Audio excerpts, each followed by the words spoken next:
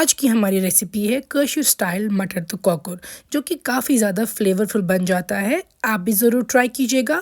यही same video मेरे Facebook page पे कश्मीरी लैंग्वेज में भी है, आप वहाँ पे कश्मीरी में भी देख सकते हैं।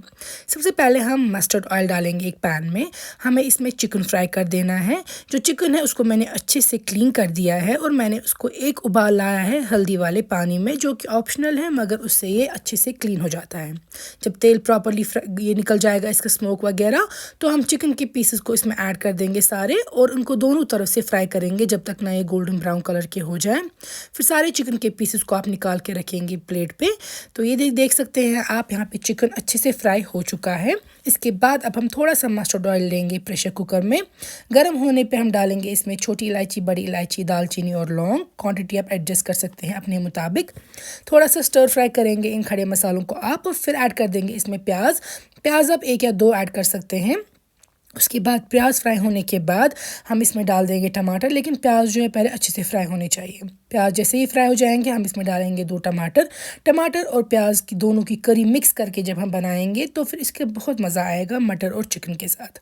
तो यहाँ पे देख सकते हैं टमाटर डाल दिए हैं मैंने, और टमाटर ऐड करने के साथ में ही नमक हमेशा ऐड करना चाहिए, क्योंकि टमाटर का जो एक्सेस वाटर है वो जल्दी रिड्यूस हो जाता है और फिर टमाटर भी जल्दी से फ्राई हो जाते हैं।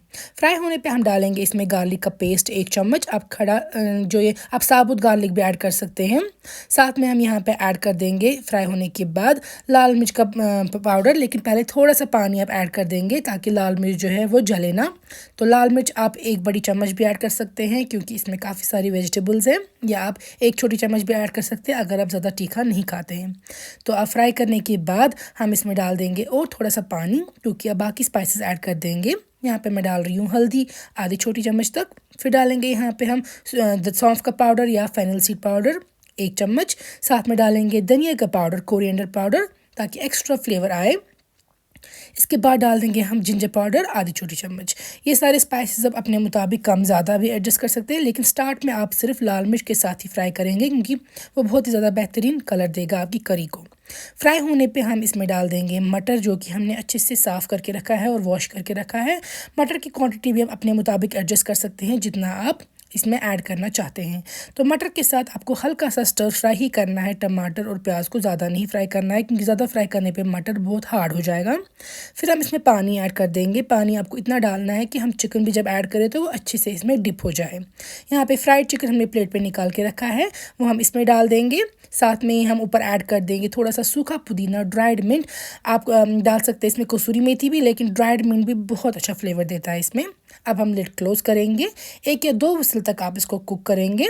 2 विसल कुक करने के बाद आप लिड ओपन करेंगे और आपका कश्मीरी स्टाइल टमाटर मटर तो कॉकर जो है वो तैयार है। आप भी ज़रूर ऐसे ही बनाइएगा। ये रेसिपी काफ़ी ज़्यादा मज़े की बनती है, क्योंकि इसकी करी जो है वो बहुत ज़्यादा थिक और बहुत ज़्यादा फ्लेवरफुल है, क्योंकि इसमें हमने प्याज भी ऐड किए हैं, टमाटर भी ऐड किए हैं।